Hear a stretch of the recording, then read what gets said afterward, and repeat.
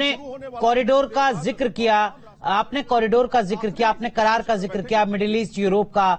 भारत के लिए उसका क्या मतलब होगा, ये सवाल बीच में रह गया था कहीं। हमें क्या फायदा होगा? क्या सुएज नहर पर जो निर्भरता है अगर वो कम होगी तो उससे हम पर क्या असर होगा पॉजिटिव? आमिर।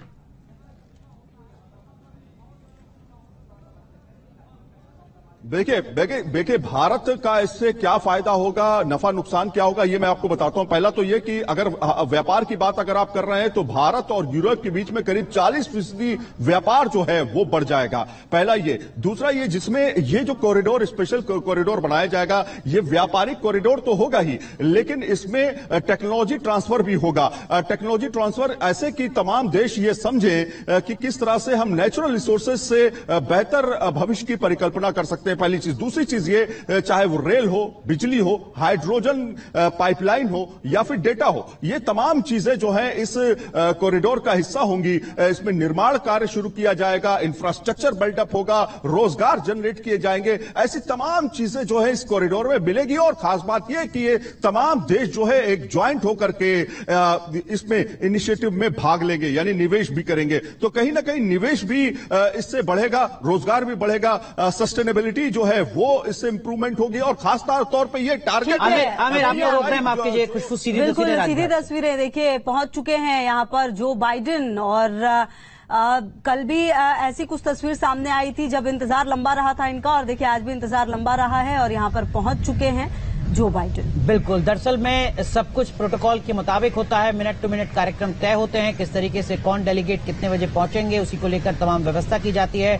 और अब इस तस्वीर का इंतजार जो किया जा रहा था वो तस्वीर सामने आ चुकी है। अमेरिका के राष्ट्रपति जो बाइडेन, दुनिया के सबसे शक्तिशाली देश के मुखिया जो बाइडेन पहुंचे हैं बापू को नमन करने के लिए, उन्हें श्रद्धांजलि देने के लिए। और ये एक अलग तरीके का जेस्चर है। शैलेंद्र, मैं लगातार देख रहा हूं कि जो अधिकारी जिनकी नियुक्ति की गई है बाइडेन साहब के साथ प्रोटोकॉल के तौर पर, उनसे वो बातचीत करते हैं, उनके साथ रुकते हैं, 30 सेकंड बात करते हैं, कुछ समझते हैं, उसके बाद वो आगे बढ़ते हैं। जो बाकी राष्ट्राध्यक्ष हैं उनसे ये एक अलग तस्वीर जो बाइडेन की लगातार हम कल से अब तक देख रहे हैं, परसों से अब तक देख रहे हैं। मुझे लगता है कि अगर इस तरह की तस्वीर से आप इसको इंटरप्रेट करेंगे तो ये बड़ी जायज है बात सोचना कि एक प्रेसिडेंट, वो भी यूएस का, जो suppose to be high headed otherwise जी, वो अगर हमारे देशवासियों के साथ इंटरेक्ट कर रहा है, दैट मीन्स उसकी कोई तो केमिस्ट्री है जो काम कर रही है इंडिया के साथ।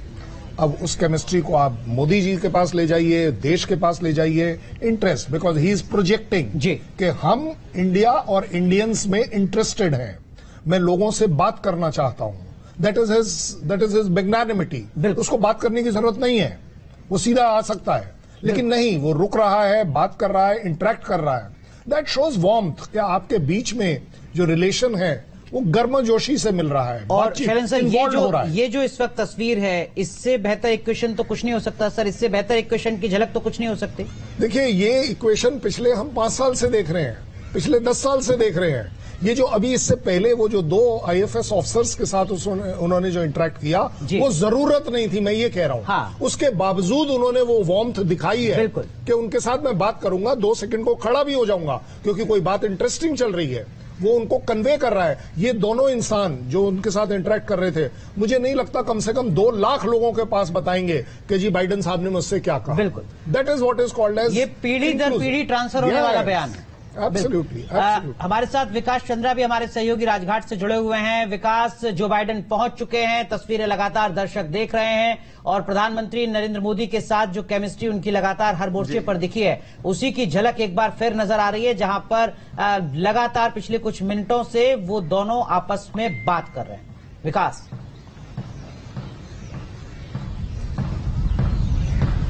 जी, देखिए, पूरी दुनिया में प्रधानमंत्री नरेंद्र मोदी और जो बाइडेन की केमिस्ट्री की चर्चा है कि आखिर दोनों नेताओं में इतनी जमती कैसे है, अगर अपनी भाषा में कहें इतनी पटरी कैसे बैठती है। और यहाँ जो बाइडेन पहुंचे हैं किसी विलंब से नहीं पहुंचे हैं। आप देखें कि सबका टाइम तय है, जिस तरीके से और जिस टाइम पे भारत मंडपम लोग कल पहुंचे थे, ठीक उसी तरीके से उन्हें राजघाट पर भी पहुंचना था। भारत मंडपम भी जो बाइडेन सबसे अंत में पहुंचे थे, उसी तरीके से यहाँ भी उनके लिए व्यवस्था की गई थी कि वो सबसे अंत में आए। यहाँ हम दर्शकों को कहना चाहेंगे कि ये जो थीम वाक्य अपना रखा गया है G20 की बैठक का, वसुधैव कुटुंबकम, अगर इसको हिंदी में करें, हम उसका अंग्रेजी में ट्रांसलेट कर दें तो वसुधा मतलब धरती, कुटुंब मतलब परिवार, क्योंकि हमारे ऋषि महर्षि पूरी वसुधा को अपना कुटुंब ही मानते थे। और जब एक परिवार हो गया, एक धरती यानी एक जगह पर रहने वाला, तो उसका फ्यूचर एक कैसे नहीं होगा। तो ये बहुत बेहतरीन इसका अर्थ निकाला गया और बहुत उसी तरीके से ये बैठक भी हो रही है। और सबसे बड़ी बात देखें कि आधुनिक भारत की कल्पना महात्मा गांधी के बगैर नहीं की जा सकती है। आप देखें जो पूरी तैयारी की गई है, और भारत मंडपम के पास जो विदेशी मेहमानों के लिए, राष्ट्राध्यक्षों के लिए जो कह लें कि मिनी भारत तैयार किया गया है, वहां जैसे ही प्रवेश करें तो खादी ग्राम उद्योग दिखाई देता है। यानी गांधी जी को वहां भी सबसे पहले रखा गया है। और आज दिन की शुरुआत भी सारे राष्ट्राध्यक्ष महात्मा गांधी जी की समाधि से कर रहे हैं, क्योंकि दुनिया को शांति, अहिंसा, सद्भाव का पहला संदेश देने वाले महात्मा गांधी ही थे।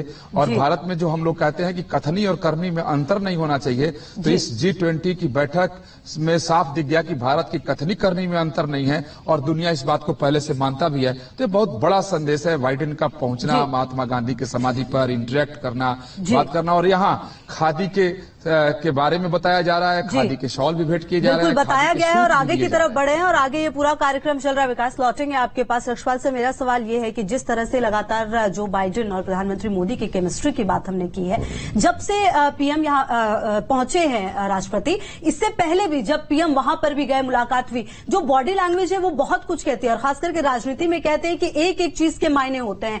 किस तरीके से ये जो केमिस्ट्री है वो आगे की तरफ जाएगी और किस तरह से ये दिखाती है कि भारत अमेरिका एक मजबूत रिश्ते की तरफ आगे बढ़ रहा है? बिल्कुल, ये तो हमने पिछले 9 साल से देखा था। और इवन जब प्रेसिडेंट ट्रंप भी थे तब भी ऐसी ही बात हो रही थी।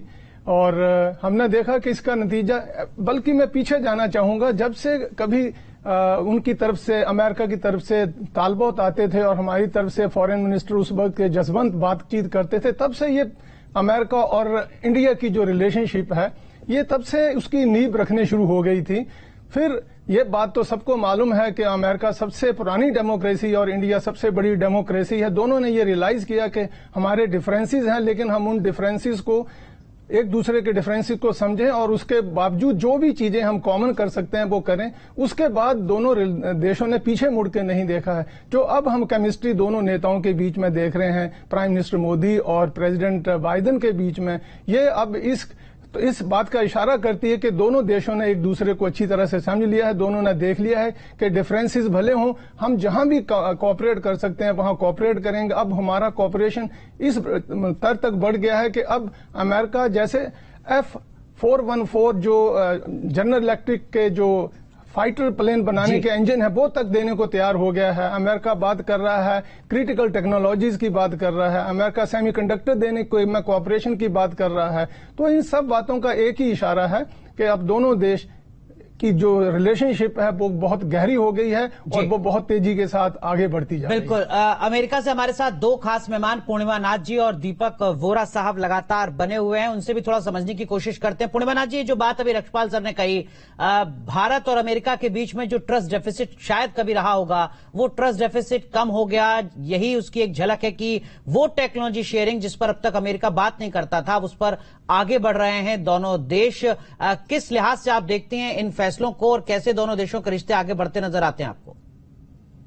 देखिए, अभी China is a big thorn on America's back.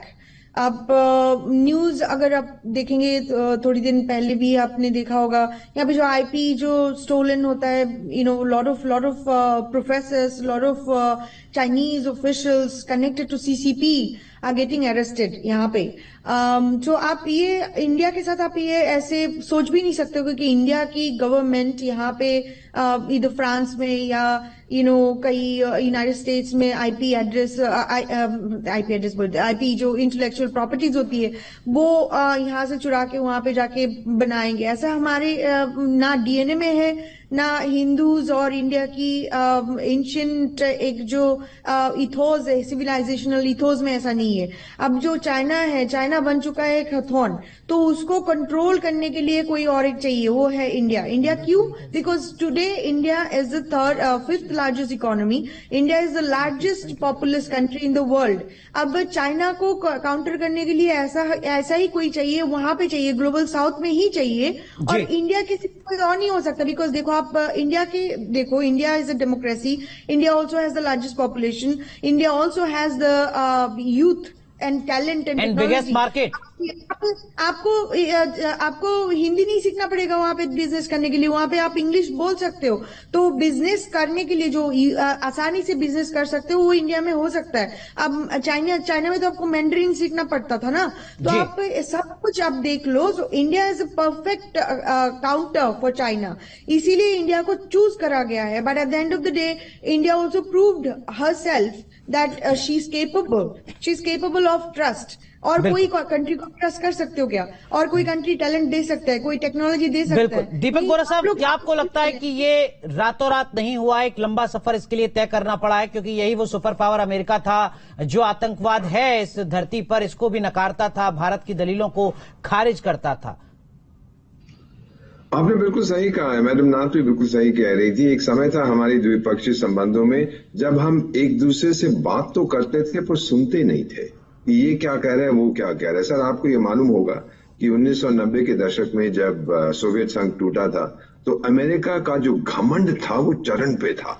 मैं यहाँ पे पोस्टेड था, एक अमेरिकन सेनेटर ने बड़ा मशहूर एक स्टेटमेंट दिया था कि दुनिया का कोई भी देश जब उसको आपत्ति होती है, जो भी नंबर वो घुमाता है उसकी घंटी वॉशिंगटन में बनती है। यानी हम दुनिया के चौधरी हैं, हम दुनिया के अंकल हैं, सारी समस्याओं का समाधान हमारा होगा। उसके बाद फिर बहुत सी चीजें बदली, अफगानिस्तान में जंग हुआ, 9/11 हुआ, एटसेट्रा एटसेट्रा। तो काफी हद तक वो घमंड कम हुआ है अमेरिका का। जब ये हुआ, अमेरिका ये समझा कि अब 4 महाशक्तियां दुनिया में रही हैं। एक तो है अमेरिका खुद, रूस जो दूसरी है उसके संबंध ठीक नहीं है, चाइना जो तीसरी उसके साथ ठीक नहीं है, भारत चौथी महाशक्ति है। सर, ये फ्रांस और ब्रिटेन का मैं इनको ज्यादा महत्व नहीं देता। अगर ये यूएन सिक्योरिटी काउंसिल के परमानेंट मेंबर ना होते तो भूटान जितना महत्व होता है इनका, कोई परवाह नहीं करता इनकी। ऐसा भी नहीं है सर, इकोनॉमी के साइज से कम से कम तो लोग, सॉरी आप कुछ कह रहे थे? मैं कह रहा हूं सर, ऐसा भी नहीं है, कम से कम इकोनॉमी के साइज से 100% and political influence, military influence Bharat का आप देख रहे हैं। तो अमेरिका ने इस फैसला किया है कि अब मुझे भारत के साथ दोस्ती रखनी है, क्योंकि मैं सारी दुनिया के साथ भिड़ नहीं सकता, जैसे चीन इस वक्त तकरीबन सारी दुनिया के साथ भिड़ रहा है। तो अब ये अंडरस्टैंडिंग जब आई है, एक फिर नई रिलेशनशिप दोनों के बीच में हुई है। सर, इतना मैं कहूंगा, दोनों डेमोक्रेसीज हैं। मेरी 72 साल की उम्र है, 50 साल डिप्लोमेसी में हो गए। 1970s में, मैडम नाथ ये जानती होंगी, अमेरिका में एक रेवोल्यूशन आया था, जेंडर रेवोल्यूशन, और औरतों को जब दबाया रखा जाता था तो वो फिर उभर के आई थी। तो उस समय वर्जीनिया स्लिम्स एक सिगरेट बना था औरतों के लिए, बड़ा पतला सिगरेट होता था, और कवर पे एक महिला की फोटो थी सिगरेट पीते हुए, और उस पर जो कैप्शन था वो था, "You've come a long way, baby." और मैं यही कहूंगा कि भारत और अमेरिका के जो संबंध है, "You've come a long way, baby." बिल्कुल। दीपक सर, माफ कीजिए, आपको रोक रहा हूं सर। देखिए, इस वक्त तस्वीरें राजघाट से सामने आ रही हैं, और ये जो तस्वीरें हैं ये बहुत कुछ कहती हैं। दुनिया के सबसे बड़े लोकतंत्र के साथ, दुनिया के सबसे पुराने